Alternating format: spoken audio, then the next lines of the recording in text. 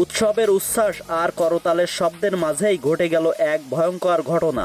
ভারতের হরিয়ানায় একটি অনুষ্ঠানে অংশ নিতে গিয়ে প্রকাশ্যেই সেই শারীরিক হেনস্থার শিকার হয়েছেন বলিউড অভিনেত্রী মৌনি রায়।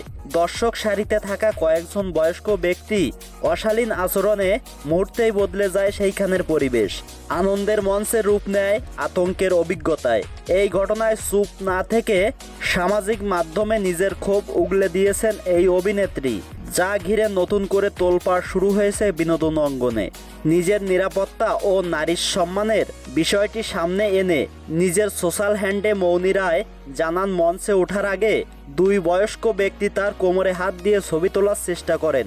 অভিনেত্রী সরাসরি এর প্রতিবাদ জানিয়ে হাত সরাতে বললেও পরিস্থিতি স্বাভাবিক হয়নি। পরে পারফরমেন্সের সময় সামনের সারিতে থাকা ওই ব্যক্তিরা অভিনেত্রীকে লক্ষ্য করে অশালীন মন্তব্য ও অঙ্গভঙ্গি করতে থাকেন। শুধু তাই নয়, মৌনি তাদের সংযত হতে বললে তারা মঞ্চে গোলাপ ফুল ছুঁড়তে শুরু করেন।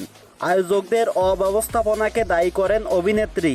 জানান, বিষয়টি এত অস্বস্তিকর ছিল যে তিনি অনুষ্ঠান পেলে চলে যেতে চেয়েছিলেন, কিন্তু পেশাদারির খাতিরে শেষ পর্যন্ত তিনি পারফরমেন্স করেন। ঘটনার পর নিজের অভিজ্ঞতার বর্ণনা দিয়ে মৌনি রায় বলেন, আমার মতো এমন একজনকে মুখোমুখির পরিস্থিতির শিকার হতে হয়, তাহলে সাধারণ বা নতুন মেয়েদের নিরাপত্তা কোথায়? তিনি আরও বলেন, শিল্পীদের শিল্পীর মাধ্যমেই মূল্যায়ন করা উচিত। এমন অসভ্য আচরণের বিরুদ্ধে কঠোর পদক্ষেপ নেওয়া প্রয়োজন। মৌনি রায় মূলত ছোট পর্দা থেকে কেরিয়ার শুরু করে বলিউডের নিজের শক্ত অবস্থান তৈরি করেছেন, তারিফ করেছেন।